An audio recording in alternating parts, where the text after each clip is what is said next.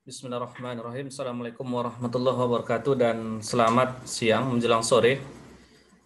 Salam berbahagia untuk kita semua dan salam entrepreneurship, kewirausahaan.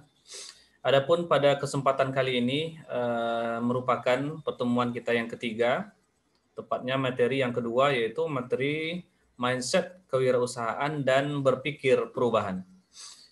Oke, hari ini kita akan bicarakan tentang ini bagaimana sih seorang mindset seorang seorang wirausahawan, kemudian bagaimana prinsip-prinsip berpikir perubahan di dalam menjalankan atau dalam merencanakan suatu usaha.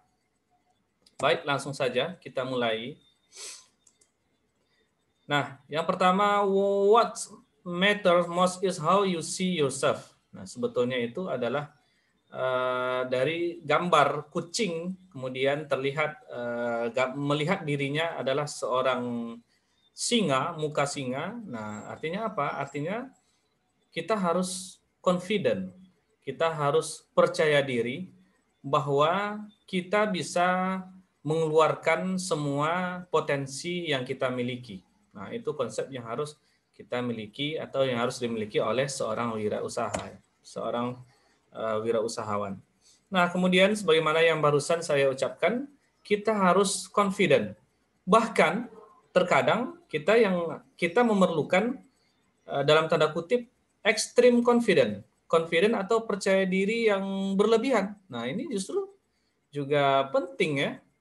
Nah, sebagaimana Anda lihat pada gambar ini, ada banyak anjing di sini, kemudian melintas seekor kucing, di mana kita ketahui bersama bahwa kucing dan anjing ini ya jarang sekali akur, tetapi di sini kucing dengan santai berjalan di depan banyak anjing yang memperhatikannya dengan sangat confident. Nah, artinya apa? Di sini percaya diri sangat dibutuhkan ketika Anda ingin merencanakan, apalagi ingin mengeksekusi suatu usaha. Nah, realitanya seperti apa extreme confident ini? Misalnya Anda membuka suatu usaha X, nah, di mana usaha sejenis X ini sudah ada sebelumnya dikembangkan atau dijalankan oleh orang lain yang berada di lingkungan kita misalnya. Ya, Anda juga harus confident. Kenapa? Apa yang membuat kita confident? Nah, salah satunya Anda punya branding tersendiri, punya sesuatu nilai lebih, punya suatu inovasi yang lebih dari sesuatu yang Anda jalankan dalam kegiatan usaha Anda. Nah, jadi perlu confident atau percaya diri, bahkan percaya diri yang ekstrim sekalipun. Nah, sekarang sebelum kita bicara terlalu jauh, kita tetapkan dulu tujuan pembelajaran kita hari ini adalah memberikan pemahaman penting tentang berpikir perubahan dan peranan mindset seorang wirausaha, kemudian menjabarkan perubahan mindset, lalu mengenalkan mindset entrepreneur dan mengenalkan teori kecerdasan finansial. Nah, itu kompetensi inti yang perlu kita dapat setelah penjelasan atau setelah materi pada hari ini ya. Oke. Sekarang kita lanjutkan pola pikir entrepreneur. Nah, perbedaan pola pikir entrepreneur, nah itu harus produktif versus konsumtif. Nah, di sini harus kita bedakan. Sebagaimana yang kita ketahui bersama, Indonesia merupakan salah satu negara yang tergolong ke dalam negara konsumtif. Nah, artinya apa? Masyarakat Indonesia itu lebih cenderung konsumtif atau memakai produk-produk atau pengguna produk atau kita sebut juga sebagai customers dari produk-produk. Nah, bisa saja itu misalkan produk luar negeri atau produk dalam negeri sekalipun ya.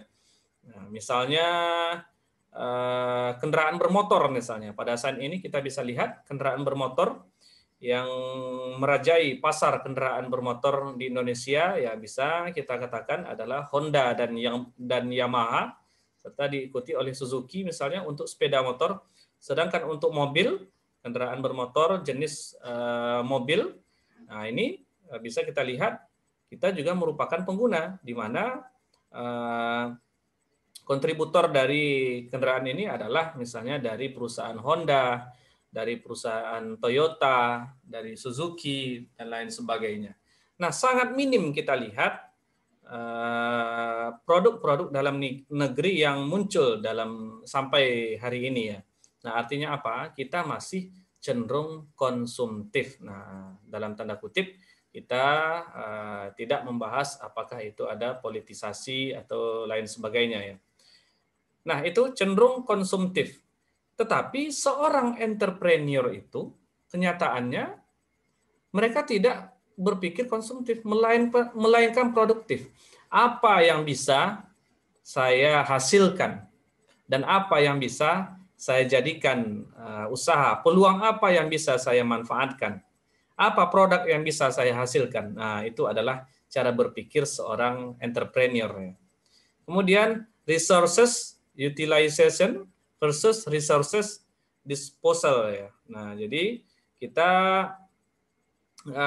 di sini juga peralatan, kita merupakan penyedia peralatan, menyediakan peralatan, bahan dasar dari peralatan versus, nah ini kita menggunakan dan memanfaatkan dari bahan dasar tersebut. Nah, itu juga perlu dipertimbangkan. Kemudian kita lihat persepsi hambatan dan persepsi memulai usaha.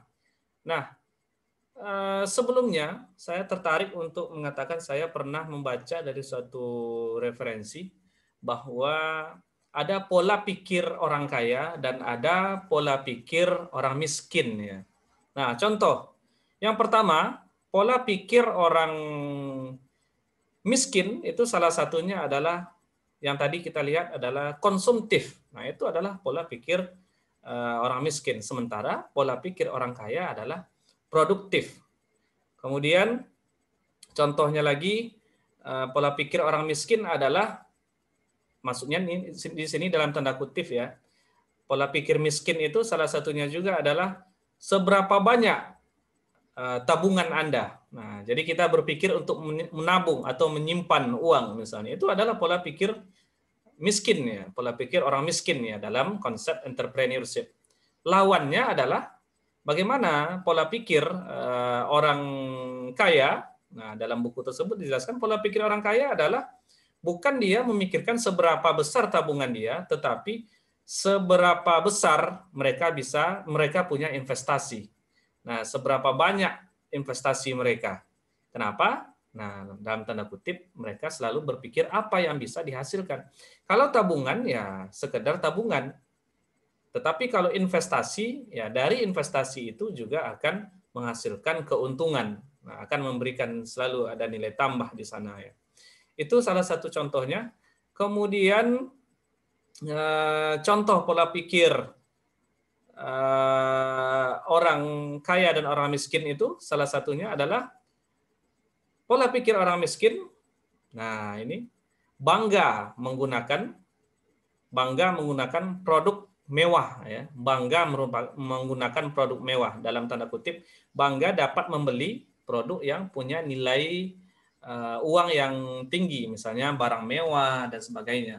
Tetapi pola pikir orang kaya adalah bangga mampu menghasilkan walaupun benda yang punya nilai ekonomis yang rendah. Artinya apa? Dia bangga bisa menghasilkan satu produk.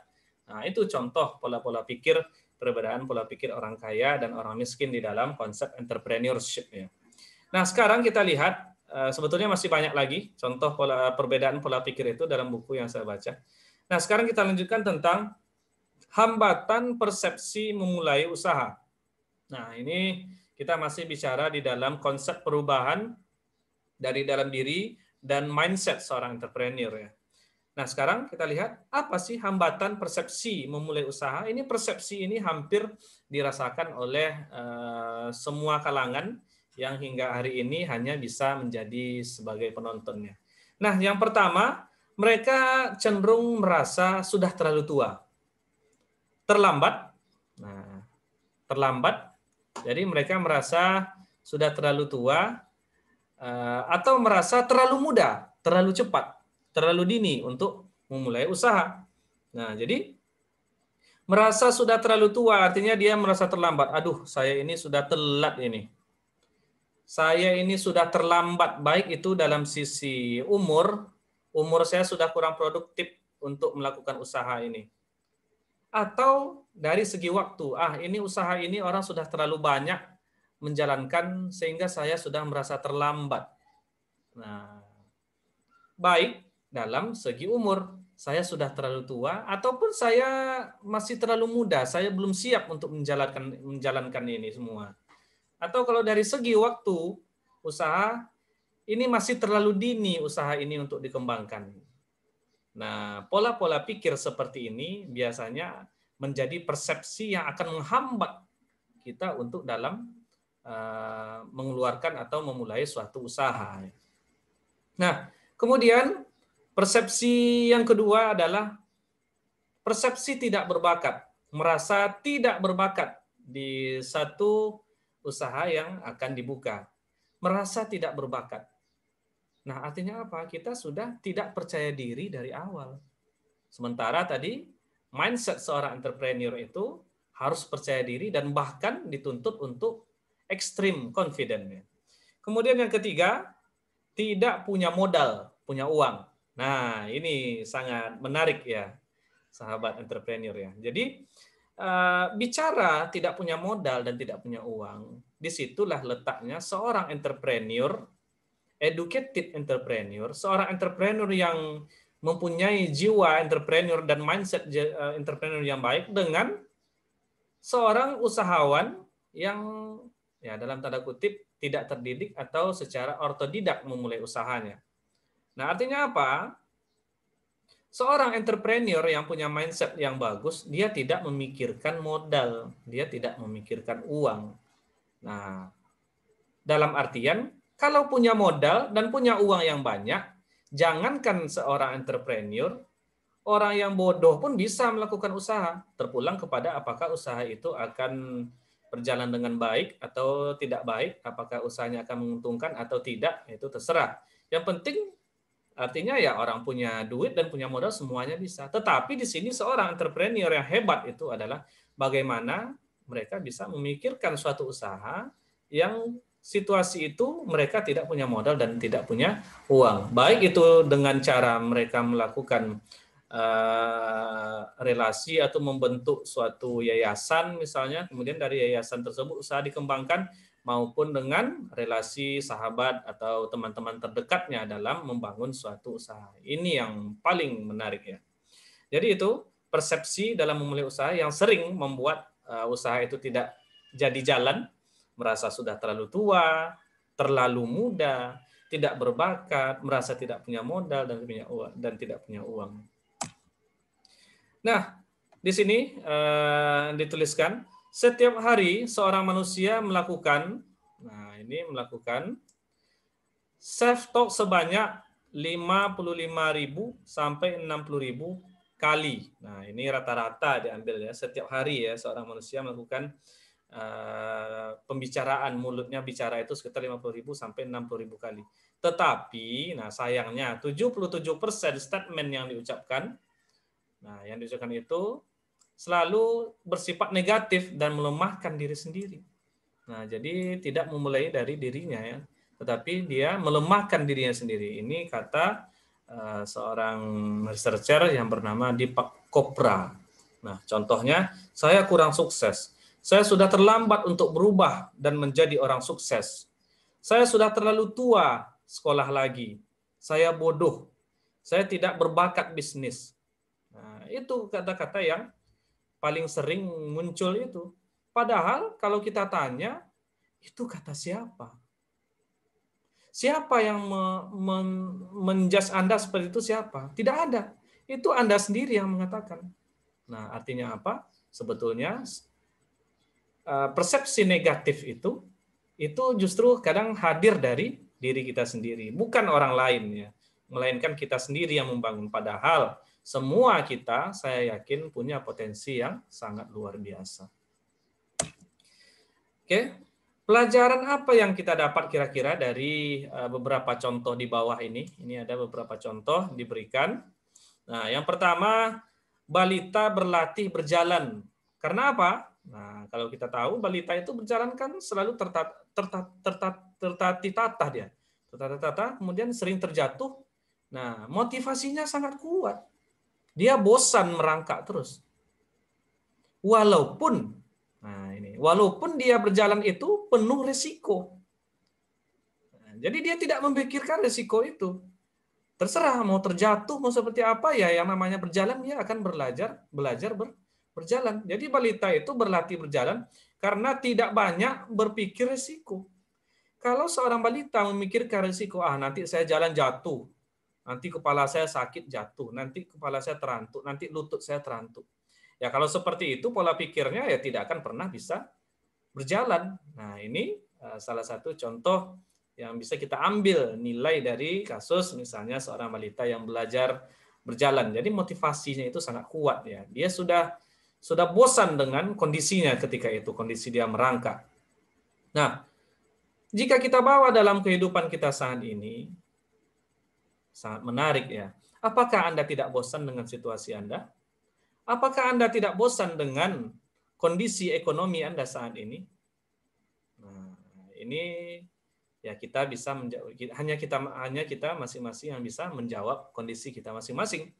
Nah, semoga dengan kita menanya diri kita seperti itu, muncul semangat untuk mengubah mindset kita yang apabila tadi masih ada mindset negatif dalam berpikir tentang kewirausahaan.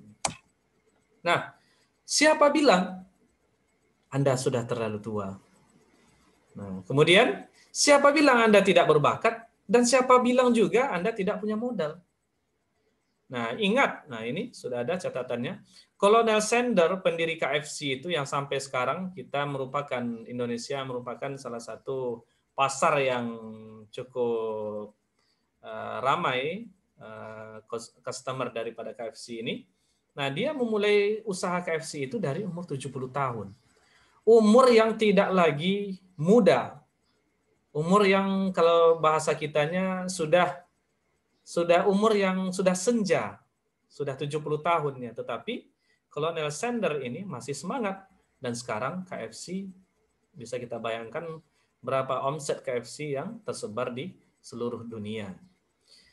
Selanjutnya tidak berbakat. Nah, ingat, ini ada juga contohnya Brian, si kaki satu, kakinya satu, kemudian kebetulan dia itu kaki yang satunya lagi kecelakaan dan harus diotopsi. Nah, memulai bisnisnya karena kepepet dan tidak bisa mencari kerja. Nah, karena keterbatasannya, kakinya cuma satu, akhirnya dia sulit untuk mencari kerja. Nah, apa yang terjadi? Dia juga ya kepepet dan harus memaksa diri dia untuk bisa berusaha. Nah, walaupun dia tidak berbakat.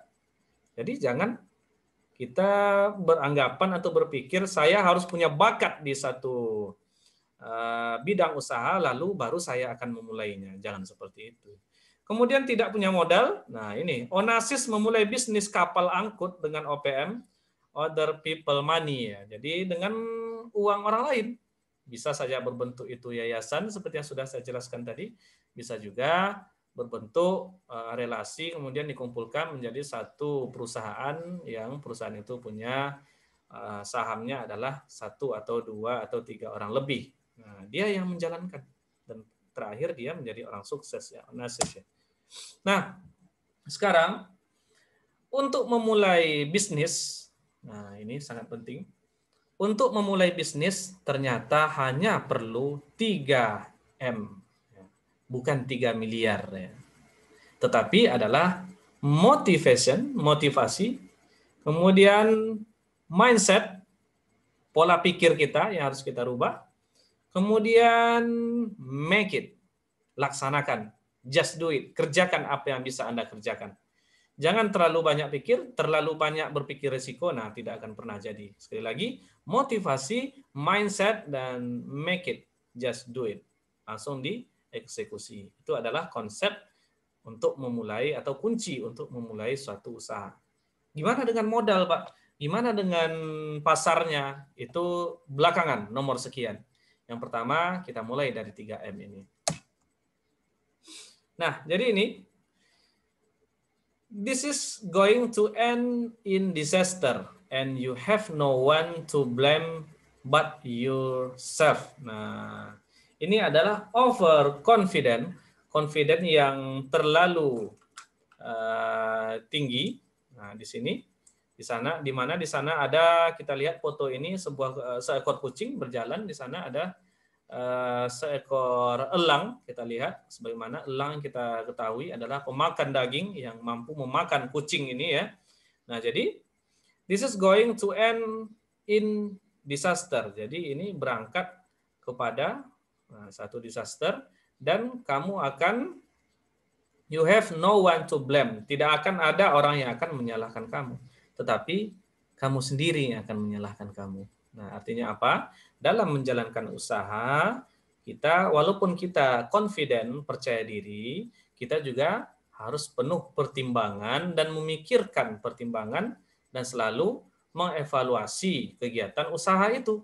Nah, dalam tanda kutip bukan pertimbangan yang membuat kita gagal untuk menjalankan usaha, tetapi adalah pertimbangan dan pembelajaran yang akan bernilai positif untuk usaha yang akan dijalankan. Nah, coba Anda bayangkan, nah ini menarik ya untuk kita semua ya. Coba Anda bayangkan saat Anda jatuh cinta, apa yang Anda lakukan? Nah, jadi bisa di sini isilah daftar berikut ini. Jadi bisa Anda isi di dalam, bisa Anda jawab masing-masing. Kira-kira apa yang akan kita lakukan ketika sedang jatuh cinta? Ini adalah seorang pejuang cinta. Misalnya dia membeli sebuah bunga yang mahal misalkan, lalu ia mempersembahkan untuk seseorang yang tempat dia jatuh cinta. Jadi ada banyak yang akan kita lakukan. Kenapa? Karena kita cinta. Nah, sama halnya dengan wirausaha. Sama halnya dengan wirausaha di mana tingkat hasrat berwirausaha Anda sebagaimana hasrat Anda saat jatuh cinta. Nah, artinya apa? Kita harus menggunakan berbagai cara, berbagai jalan, dalam tanda kutip masih jalan dan cara yang benar ya.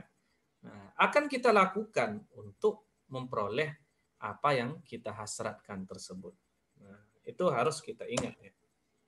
Nah, ini mana yang Anda pilih? Nah, dan kira-kira bisa tidak Anda menjelaskannya? Yang pertama ada dua kolom, ada uang dan ada juga waktu. Minus surplus waktu. Nah, kemudian jadi yang pertama uang, minus uang kah atau minus waktu? Mana yang akan pilih dan kenapa? Kemudian minus uang kah atau surplus waktu? Mana yang Anda inginkan? Mana mau kekurangan uang atau surplus waktu ya? Atau sebaliknya? Nah, atau justru Anda suka keduanya? Surplus dan surplus, baik itu uang, baik itu waktu. Nah, kira-kira kenapa? Nah, jadi ini merupakan satu tugas yang saya berikan. Mohon tugas ini nanti dijawab dan ditulis. Nah, ini adalah tugas 2. Tugas 1 nanti akan saya sampaikan di akhir materi ini ya. Oke. Sekarang saya lanjutkan. Jadi ini adalah tugas 2 untuk hari ini. Tugas 1 nanti saya jelaskan. Sekarang kita lanjutkan. Nah, jadi ternyata kita harus bertransformasi dengan cepat dan tepat. Sebagaimana yang disampaikan di awal tadi, tidak ada kata yang terlambat. Harus bertransformasi. Hari ini saya hanya memiliki ini. Kita punya target tahun depan saya harus punya itu. Tahun depannya lagi saya harus punya itu. Tahun depannya lagi saya harus punya itu. Kita punya target dalam hidup kita. Otomatis caranya seperti apa? Salah satunya harus bertransformasi. Ketika kita mengetahui kekurangan kita di satu hal dalam menjalankan usaha, langsung kita berubah untuk menyelesaikan problem dari permasalahan tersebut. Artinya apa? Kita harus peka terhadap diri kita dan lingkungan dalam kita menjalankan usaha. Misalnya kita menjalankan usaha kue misalnya. Misalkan kue, oleh-oleh misalnya seperti itu. Selama ini kita menjalankan secara konvensional. Nah, tetapi era digital saat ini membuat kita harus bertransformasi. Kita harus memanfaatkan dan mengikuti tren digital sehingga kita harus membuat pasar digitalnya dari produk-produk yang kita miliki. Nah, ini menarik ya. Contoh realita yang dapat kita lihat hari ini. Mungkin teman-teman banyak yang tahu salah satu penjual roti yang cukup terkenal 2 tahun atau 3 tahun yang lalu, yaitu Rote, mungkin sampai sekarang masih terkenal ya. Tapi saya fokus melihatnya ada sebuah toko roti ini, tak salah saya toko roti yang pertama yang menjual roti-roti itu yang terletak di Jalan Raja Wali, di Jalan Raja Wali, tak jauh dari perempatan Raja Wali. Nah, itu dulu setahu saya toko roti itu sangat ramai orang belanja di sana. Ramai sekali orang antri, termasuk saya pernah ngantri untuk beli produk mereka, rotinya. Ada berbagai macam jenis rotinya.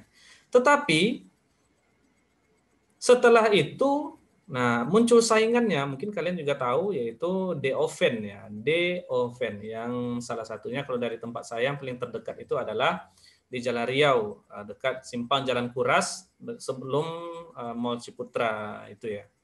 Nah, akhirnya toko roti itu belakangan setahun terakhir ini seolah-olah mati ya, mati. Dan The Oven, nah dia luar biasa tambah ramainya. Kenapa?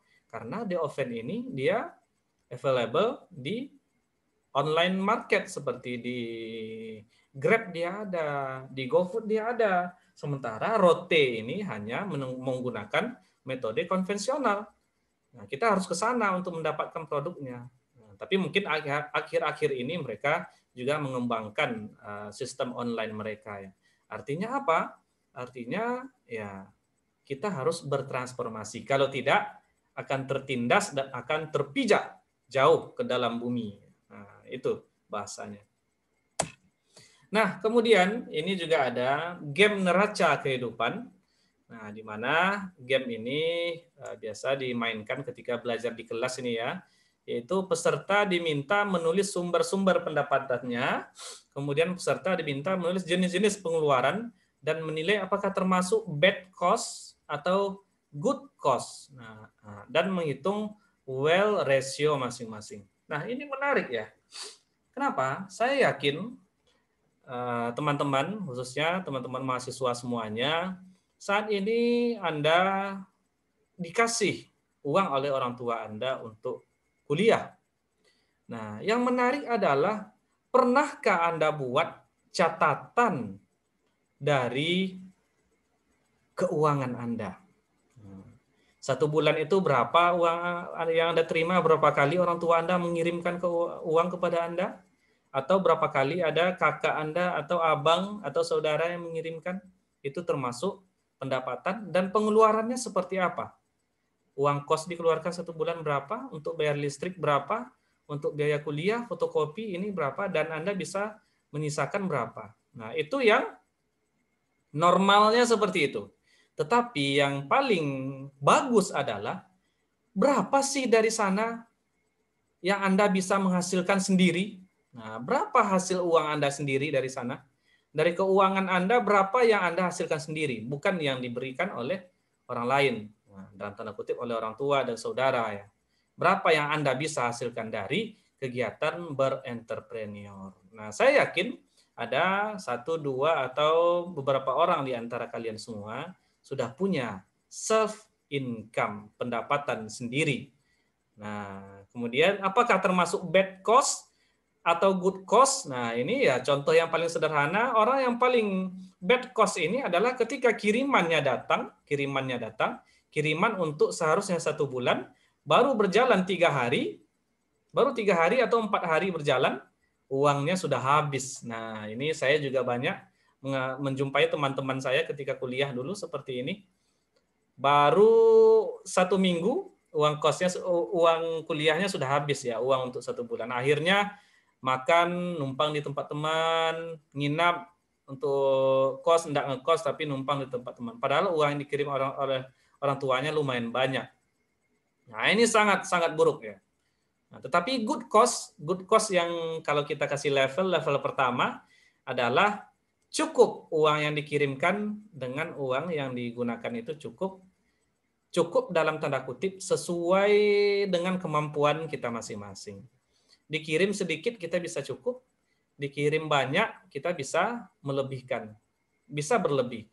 Nah, otomatis yang levelnya agak sedikit tinggi adalah orang yang bisa menyisihkan uangnya dari uang kiriman itu untuk tabungannya. Nah, itu atau untuk kegiatan usahanya itu. Dan otomatis yang paling tinggi adalah mereka yang tidak memerlukan kiriman atau bantuan dari keluarganya, tetapi mereka bisa menghasilkan uang sendiri ketika kuliah dan bisa membiayai dirinya masing-masing. Ini yang paling bagus ya. Nah, seperti itu. Oke, sekarang ini ada game aset produktif versus konsumtif. Nah, ini buatlah daftar aset di rumah Anda, milik Anda sebanyak-banyaknya, kemudian nilai sendiri apakah aset tersebut produktif atau konsumtif. Nah, ini bukan sebuah tugas, tetapi ini cuma untuk dibayang-bayangkan saja. Mungkin kalau bisa kita listkan di rumah kita, apa-apa saja benda-benda atau aset yang ada di rumah kita, dan aset tersebut apakah produktif atau konsumtif. Contoh misalnya mobil. Mobil dipakai hanya untuk transportasi dari satu tempat ke tempat lain, berarti dia konsumtif. Tetapi mobil dipakai untuk nge-grab. Nah, berapa hasilnya? Itu berarti dia konsumtif dan produktif. Nah, kemudian apa lagi? Misalnya kalian punya mesin blender misalnya, atau mixer misalnya. Kalian punya, atau terserah mixer atau blender itu yang untuk membuat jus itu, nah, itu bisa konsumtif dan bisa produktif. Apabila kalian pakai untuk berjualan misalnya, ya itu produktif. Nah, jadi kalian listkan dan di checklist apakah dia konsumtif, apakah dia produktif. Harapannya seorang entrepreneur itu, nah, kalaupun tidak lebih banyak aset dia yang produktif dibandingkan konsumtif, minimal masih berimbang aset yang bersifat produktif dan konsumtif. Nah, ini sangat menarik ya. Nah, jadi ini bisa dimasukkan ke tabel sini. Nah, sekali lagi ini bukan tugas ya. Nah, jadi sekarang ini ada seperti pepatah ya. Bridging yaitu kehidupan matematik itu, nah, atau matematika kehidupan itu, seorang perempuan mengkhawatirkan masa depannya. Nah, sekali lagi seorang perempuan mengkhawatirkan masa depannya sampai mereka menemukan suaminya. Nah, ini ya menarik ya. Jadi perempuan itu mengkhawatirkan masa depannya cuma sampai menemukan suaminya. Nah, sedangkan seorang laki-laki tidak pernah merasa khawatir dalam hidupnya ketika dia masih sendiri sampai dia menemukan seorang istri. Nah, artinya apa? Setelah dia punya istri, dia baru merasa khawatir dalam hidupnya. Berbeda dengan seorang perempuan. Perempuan selalu khawatir aja sampai dia menemukan jodohnya. Tetapi udah jumpa jodohnya ya dia nggak khawatir lagi ya. Dia yakin sama suaminya akan mengcover kehidupannya. Tetapi laki-laki justru terbalik. Nggak pernah khawatir sebelumnya, tetapi setelah menikah, setelah menemukan istri, barulah dia khawatir. Kenapa? Karena ini adalah kehidupan. Tidak cukup hanya makan dengan kesetiaan, tidak kenyang dan tidak nyaman, tidur hanya dengan kesederhanaan. Ya, bukan kita berkata harus seperti ini, seperti itu, enggak. Tetapi bagaimanapun kita perlu uang untuk hidup, perlu uang untuk beraktivitas, perlu uang untuk makan, perlu uang untuk sekolah anak, perlu uang untuk biaya ini, biaya itu. Nah, seperti itu. Artinya kita harus berusaha. Nah, itu adalah matematika kehidupannya. Perbedaan konsep mindset dari seorang laki-laki dan perempuan. Nah, tetapi itu yang harus sekarang kita rubah. Nah, itulah materi kita hari ini, yaitu mindset perubahan. Bagaimana mindset perubahan? Artinya, seorang perempuan itu janganlah langsung merasa nyaman, merasa tenang ketika Anda menemukan suami. Artinya apa? Anda juga harus tetap berpikir untuk selalu punya inovasi, punya usaha, dan lain sebagainya. Artinya produktif. Nah, sebaliknya seorang laki-laki janganlah baru khawatir ketika Anda menemukan seorang istri, tetapi persiapkanlah masa depan Anda dari sekarang. Nah, jauh akan lebih indah ketika Anda mempersiapkannya dari sekarang, lalu nanti Anda menemukan istri Anda. Itu jauh lebih indah. Oke, nah ini cuma gambar saja, tidak ada apa-apa. Nah, di sini ada tips praktis, yaitu gunakan visualisasi harian sesuai dengan tujuan. Misalkan, bayangkanlah nikmatnya mempunyai usaha yang waktunya tidak diatur oleh orang lain. Nah, ini ya, ini untuk tujuannya sekali lagi adalah tujuannya untuk meningkatkan semangat mindset kewirausahaan kita dan merubah pola pikir kita yang sebelumnya apabila ada yang masih bersifat negatif. Nah, yang kedua, gunakan teknik afirmasi harian dengan pemilihan kata yang menggugah kesadaran pikiran dengan mengucapkan kalimat "saya semakin sukses" saat kondisi tubuh rileks bangun pagi. Artinya apa? Bangun pagi kita harus semangat, apa yang bisa saya lakukan hari ini? Hari ini harus lebih baik daripada hari sebelumnya.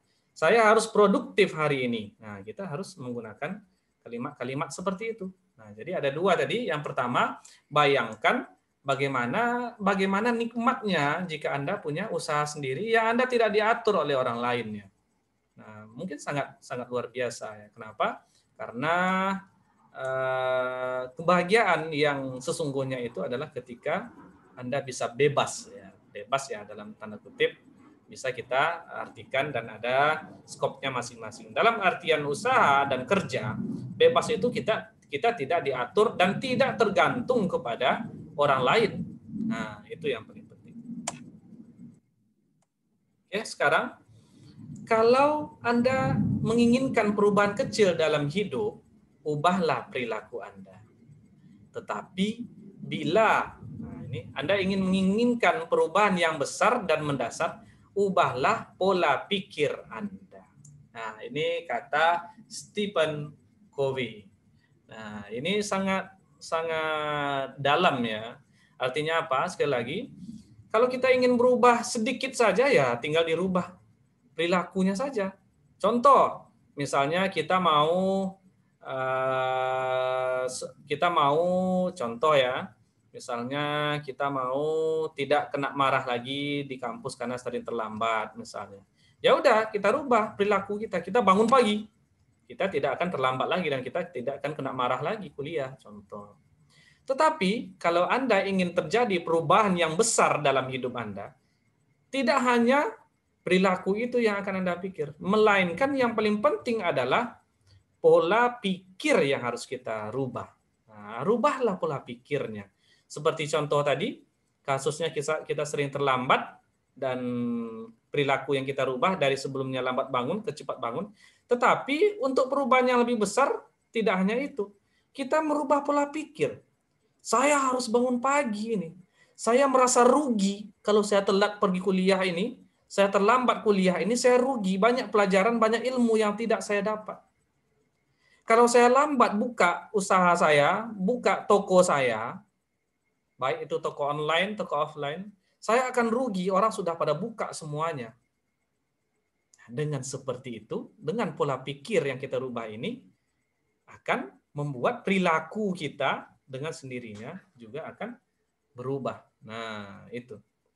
Jadi mulailah untuk mendapatkan perubahan yang besar dari kehidupan Anda, maka mulai saat ini jangan ditunda, rubahlah pola pikir Anda. Itu penting. Nah, apakah saya seorang entrepreneur? Apakah saya seorang ini benar? Apakah saya ini benar merupakan salah satu seorang wirausahawan? Nah, ini pertanyaan yang harus kita jawab. This introductory module provide question for you to think about as you explore starting a food business. Nah, jadi ini adalah di sini dicontohkan, ini adalah introduction atau pendahuluan dari modul untuk mengembangkan suatu bisnis makanan ya, untuk memulai suatu bisnis makanan.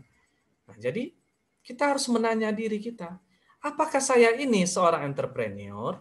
Kalau jawabannya kita masih menjawab tidak, maka dalam tanda kutip kita kembali ke yang pertama tadi, artinya kita masih banyak negatif, berpikir negatif terhadap diri kita, tidak confident.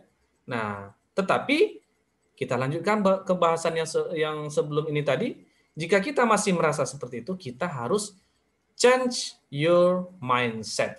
Berubahlah pola pikir Anda ke arah seorang entrepreneur atau seorang wirausahawan. Nah, jadi di sini ada self assessment untuk menjawab apakah saya benar seorang entrepreneur. Nah, di sini bisa kita menceklisnya masing-masing. Self confident. Nah, artinya kalau seorang entrepreneur itu dia pasti percaya diri, kemudian energetik, mobile, aktif ke sana ke sini, tidak cenderung duduk, tidur, menghabiskan waktu seperti itu saja. Kemudian independen, tidak tergantung pada sesuatu, tidak tergantung pada orang tua, tidak tergantung pada saudara, tidak tergantung pada teman, tidak tergantung pada orang lain. Nah, belajar mandiri. Kemudian kreatif, optimis, dan positif. Nah, ini satu kesatuan yang tidak bisa kita berikan urutannya, yang mana yang paling tinggi, tetapi ini adalah satu kesatuan semuanya yang saling mendukung satu sama lainnya. Walaupun Anda self-confident, energetic, independent, kreatif, tetapi Anda selalu negative thinking dan pesimis, maka ya tidak akan berjalan.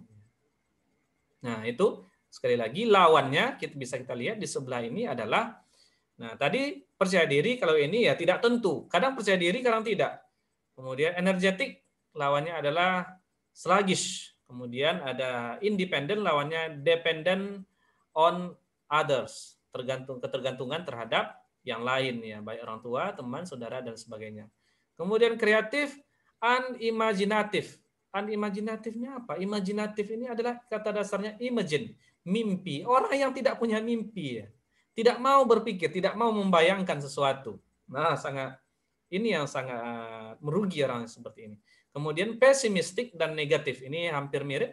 Pesimistik ini selalu berprasangka buruk terhadap sesuatu yang belum dicobanya. Padahal dia tidak tahu jawabannya negatif atau positif, tetapi dia sudah beranggapan itu adalah negatif. Nah, ini harus dijauhi. Karena apa? Karena ini termasuk ke dalam orang yang non-entrepreneur. Tetapi entrepreneur tidak boleh seperti itu. Artinya apa? Jika Anda ingin menjadi seorang entrepreneur, apabila yang sebelah kanan ini salah satunya ada pada diri Anda, maka mulai dari sekarang change your mind. Rubahlah kebiasaan ini. Mindset-nya harus dirubah, bukan perilakunya tadi ya. Nah, kenapa? Mindset kita rubah, perilaku juga akan ikut berubah. Oke. Berikut adalah entrepreneurial mindset. Nah, ini ada passionate, inisiatif, high energy, minimal needs, energized by chaos, ambiguity, and challenge. Kemudian persistent, kemudian responsible. Nah, ini banyak ya mindset entrepreneur itu ya. Nah, selanjutnya ada problem solvers, persuasive, self-discipline, organized, financially prudent, kemudian ada self-confident, natural leaders, dan market savvy. Nah, ini diantaranya bisa kita lihat, misalkan inisiatif, harus punya inisiatif ya, harus punya gagasan, dalam tanda kutip harus cepat, nah, tidak boleh lambat. Ada permasalahan, inisiatif harus segera mungkin kita keluarkan. High energy, ya, Anda kalau mau sukses tidak bisa diam di tempat. High energy ini kalau kita bicara fisika, energi kinetik itu adalah perpindahan, kecepatannya. Anda tidak berpindah, kecepatan Anda, atau Anda lambat berpindah, kecepatan Anda sedikit, energi Anda akan sedikit. Nah, sama, kalau ingin meningkatkan energi potensial, Anda juga harus berpindah posisi ke tempat yang lebih tinggi. Artinya Anda harus mobile. Kemudian minimal needs. Ya, minimal needs artinya keperluan kita harus diminimalisirkan terlebih dahulu. Artinya kita menyesuaikan karena untuk memulai suatu usaha semuanya perlu pengorbanan. Kita korbankan dulu keinginan kita untuk A, B, C yang sifatnya bisa kita tunda sesaat, tetapi kita fokuskan dulu terhadap usaha yang kita akan jalankan. Nah, kemudian responsible ini wajib, kita harus bertanggung jawab dengan apa yang kita lakukan. Kemudian problem solvers, kita harus mampu menyelesaikan permasalahan-permasalahan kita. Kemudian, nah ini menarik, self-discipline organize. Artinya kita harus punya disiplin diri dan teratur. Disiplin itu tidak hanya tepat waktu, tetapi juga teratur, menyesuaikan dengan situasi dan kondisi keadaan saat itu. Kemudian ada self-confident, tadi sudah kita bahas, dan ada juga natural leaders. Kita ini adalah seorang pemimpin ya, yang harus selalu menanamkan jiwa tersebut. Oke. Passionate, tadi sudah kita lihat, ini passionate, burn with desire. Nah, jadi hasrat itu, passionate itu adalah hasrat yang membara, yang harus kita coba, harus kita implementasikan hasrat atau keinginan tersebut. Di mana kita juga punya passion adalah harus berhasil. Nah, ini menarik. Harus berhasil. Kenapa? Karena dari passion seperti itu, maka hasrat yang membara ya kita akan semakin tertarik untuk mengimplementasi. Kemudian harus saya coba, hasrat itu ya tidak hanya sebatas kata dan rencana, melainkan harus kita implementasi dan kita cobakan. Dan ketika sudah dicobakan harus berhasil, otomatis kita akan mempelajari dan menjalankannya dengan sungguh-sungguh, dengan penuh high energy tadi. Nah, inisiatif, dan kita mengorbankan waktu kita untuk mengurus dan bersungguh-sungguh. Kemudian ada inisiatif. Inisiatif ini ya bisa saja berbentuk agresif, tidak menunggu perintah, tidak menunggu perusahaannya rugi dulu. Nah, tidak rugi dulu usahanya, tetapi kalau sudah ada gambaran, oh ini sepertinya akan bakal rugi, otomatis ayo kerjakan sekarang juga untuk solusinya apa. Sama dalam memulai usaha juga seperti itu. Jangan menunggu Anda diperintah dulu, ayo buka usaha ini, jangan. Tetapi harus dari sekarang, apa yang bisa saya lakukan untuk usaha saya. Nah, itu inisiatif. High energy, energik, tadi sudah. Kemudian minimal needs, mampu bekerja dengan fasilitas seadanya. Artinya apa? Kita bekerja dengan sesuatu, walaupun kita dengan segala keterbatasan, tetapi kita mampu memanfaatkan keterbatasan tersebut untuk menghasilkan sesuatu yang maksimal. Nah, otomatis itu tidak tergantung dukungan orang lain, mampu bekerja secara mandiri, dan independen, mampu memutuskan sendiri, tidak tergantung kepada orang lain. Nah, organized by chaos, kemudian ambiguity and change. Nah, ini maksudnya adalah tidak kendati tanpa petunjuk. Nah, maksudnya apa? Ya, tidak khawatir kendati tanpa petunjuk. Walaupun tidak ada petunjuk, tetapi kita tidak khawatir. Kenapa? Jika terlalu khawatir, ya lagi-lagi itu akan menjadi persepsi penghambat. Walaupun dalam tanda kutip, tidak khawatir ini kita tetap sudah memikirkan alur daripada jalan usaha tersebut. Ya. Kemudian welcome uncertainty, bersahabatlah dengan ketidakpastian. Kenapa? Karena pasar daripada entrepreneur ini sifatnya adalah uncertainty, ketidakpastian. Kita tidak tahu hari ini seperti apa ketertarikan orang sama usaha kita, dan kita juga tidak tahu lusa besok minggu depan atau sebulan atau 2 tahun lagi kita tidak tahu, tetapi kita harus bersahabat dengan ketidakpastian tersebut. Artinya apa? Ketika ada perubahan di lingkungan sosial itu, kita harus cepat, nah itu tadi, socialize. Kita harus bisa cepat bersosialisasi dan menyelesaikan permasalahan kita sebagaimana tadi ada problem solver. Kemudian ada expect dan unexpected. Nah, expect the unexpected, mengakomodir hal-hal yang tak terduga. Artinya apabila sesuatu yang terjadi di luar dugaan, di luar ekspektasi, ya kita harus sudah siap untuk mengakomodirnya, untuk menyelesaikannya. Itu adalah mindset seorang entrepreneur. Persistent, tidak goyah, teguh, kemudian responsible, bertanggung jawab.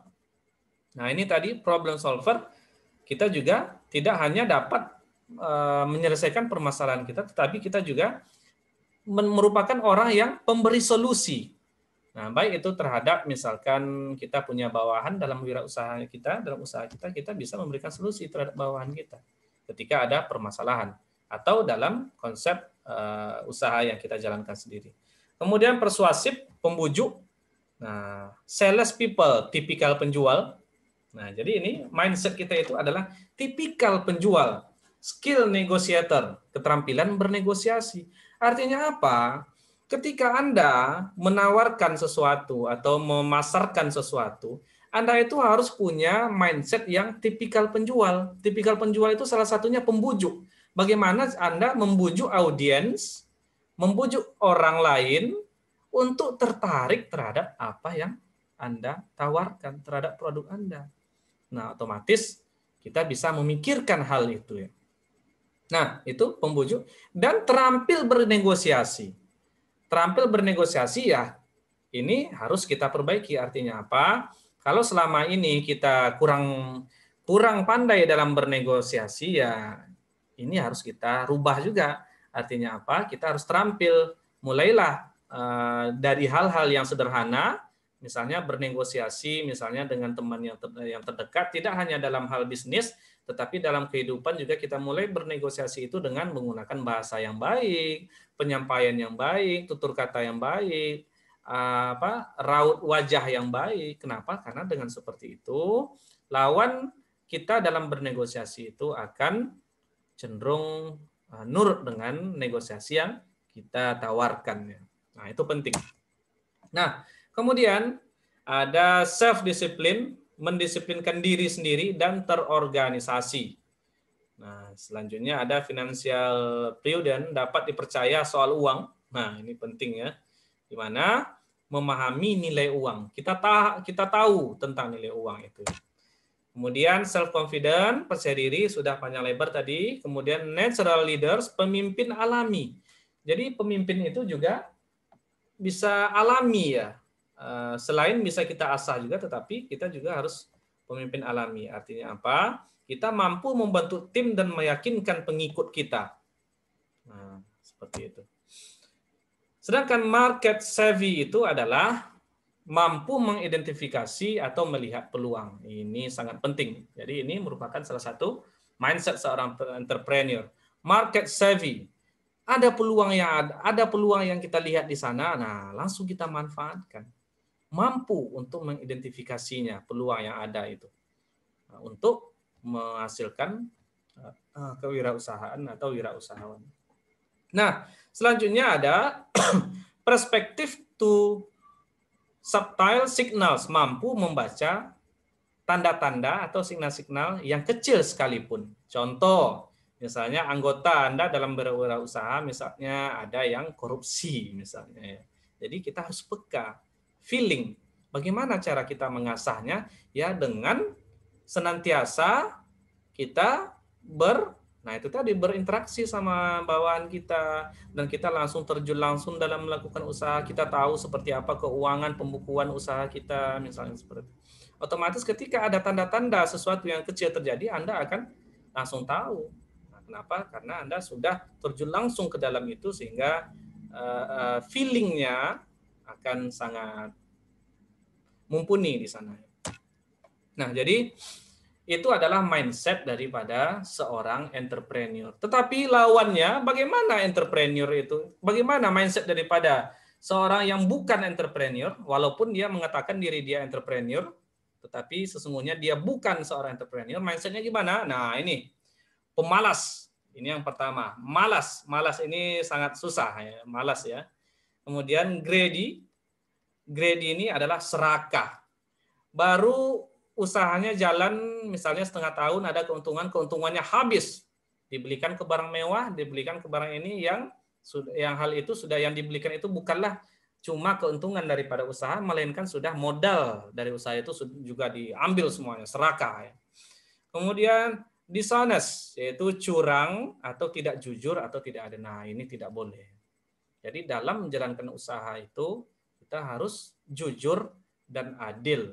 Nah, tidak boleh seperti ini. Lagi untuk kita yang beragama Muslim juga dalam menjalankan usaha itu juga sudah dicontohkan oleh Rasul kita Nabi Muhammad SAW, di mana dalam menjalankan usaha itu harus adil ya dan harus jujur. Kemudian ada paranoid, khawatir berlebihan, ada tidak sabar, tidak teratur, suka mengabaikan, dan juga sial. Nah, itu adalah mindset dari seseorang yang tidak merupakan mindset dari entrepreneur. Nah, kemudian ini juga ada paradox of entrepreneurship.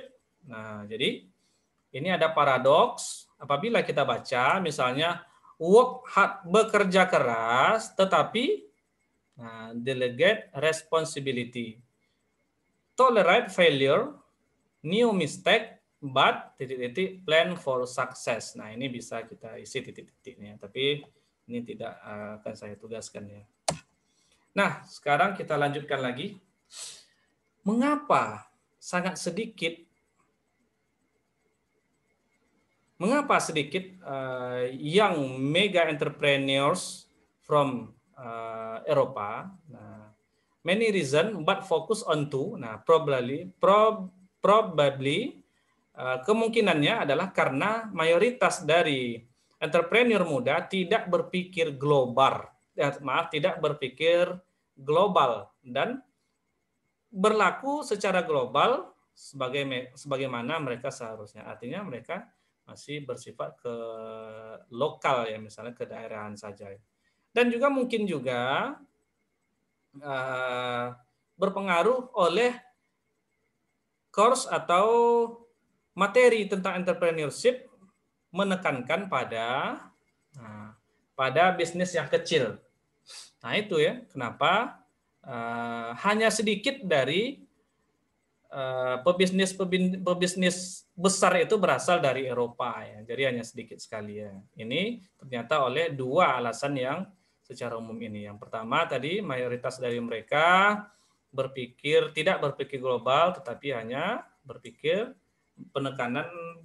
hanya terhadap satu lokasi saja misalnya. Kemudian yang kedua adalah karena mungkin saja penekanan dari course atau materi perkuliahan atau pendidikan di sana hanya pada small business ya, bisnis yang kecil. Nah, itu dikutip oleh Frederick Lemvo, yaitu profesor dan kepala dari ICE at RMS, yaitu International Center for Entrepreneurial and Alternative Management Studies dari Prancis.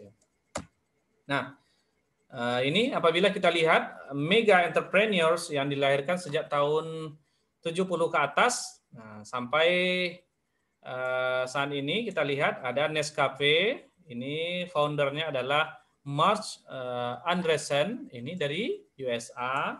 Kemudian Google ini dari Larry Page and Sergey Brin dari USA juga. Kemudian PayPal dari Max Levchin dari Ukraina. Kemudian ada Skype. Nah, Skype ternyata juga termasuk ke dalam mega entrepreneur ya, yaitu foundernya dari Denmark. Kemudian yang sangat kita kenal Mark Zuckerberg, yaitu founder Facebook, lahir 84 dari USA. YouTube yaitu Kat Harley, ini juga dari USA. Kemudian MySpace, Tom Anderson juga dari USA. Dan Twitter ada foundernya Jack Dorsey, 76 juga dari USA. Nah, mana dari Eropa? Nah, paling ya kalau kita lihat ini Ukraina ini yang masih masih negara pecahan dari Uni Soviet ya. Nah, seperti itu.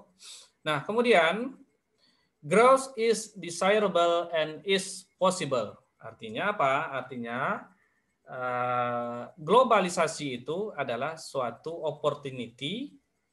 Sekali lagi, globalisasi itu adalah suatu opportunity yang untuk mempercepat pertumbuhan, artinya bisa kita manfaatkan, bisa kita ambil di sana suatu peluang ya. Kemudian juga think of internationalization very early. Nah, kita juga tidak boleh berpikir untuk menginternasionalisasi bisnis kita terlalu cepat. Nah, kemudian use maaf ya, maksudnya tadi adalah think of internasionalisasi itu harus segera mungkin, harus disegerakan. Walaupun kita baru mulai usaha kita, harus sudah sedini mungkin kita berpikir ke arah internasionalisasi. Kemudian yang ketiga adalah gunakan sosial media. Nah, sebagaimana yang kita ketahui sekarang, sosial media dapat digunakan untuk memboster bisnis yang kita kembangkan. Jadi ini adalah jalan yang mungkin untuk kita tempuh untuk menjadi seorang entrepreneur yang bisa bersaing secara global. Nah, kemudian apa pesan-pesan untuk orang-orang muda seperti mayoritas misalnya mahasiswa? Nah, jadi adalah find a job you love and you will never work a day in your life. Confucius ya. Nah, jadi temukanlah job atau pekerjaan yang kamu cintai dan kamu tidak akan pernah bekerja satu hari di hidupmu. Nah, jadi bingung ya. Tetapi menjadi seorang entrepreneur, your dreams have to be bigger, your ambition higher, your commitment deeper, and your efforts greater. Nah, itu yang paling penting. Artinya apa? Mimpi kita harus besar. Kita harus bermimpi tinggi. Mimpi kita luas, mimpi kita besar. Tetapi ambisi kita juga harus tinggi. Kita punya mimpi tinggi, ambisi kita, keinginan kita itu juga harus tinggi. Nah, dan komitmen kita harus sedalam mungkin, lebih dalam ya.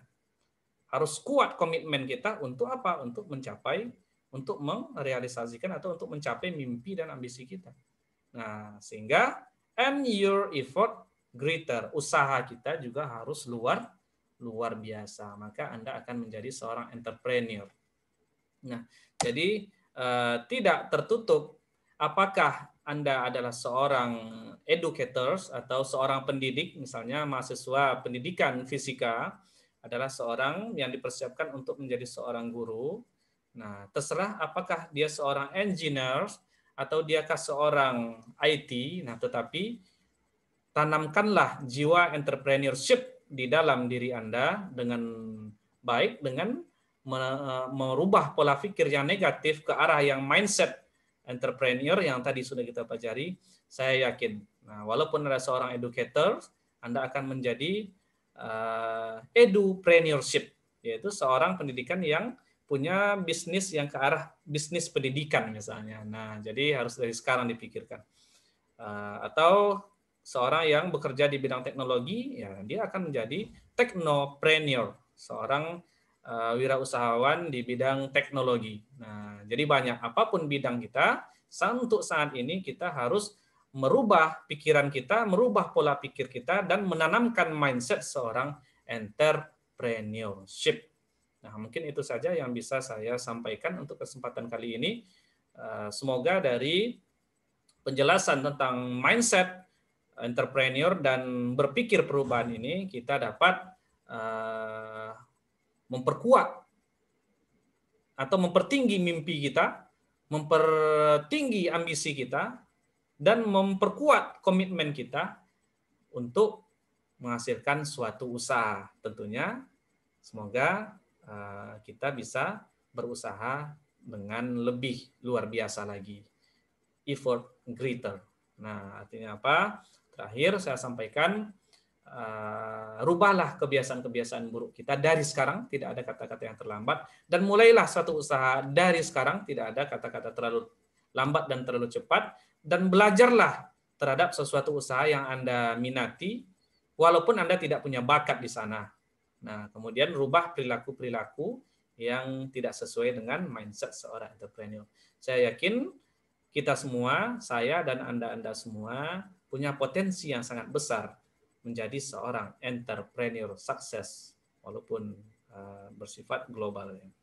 Demikian, lebih dan kurang saya mohon maaf. Assalamualaikum warahmatullahi wabarakatuh dan salam entrepreneur.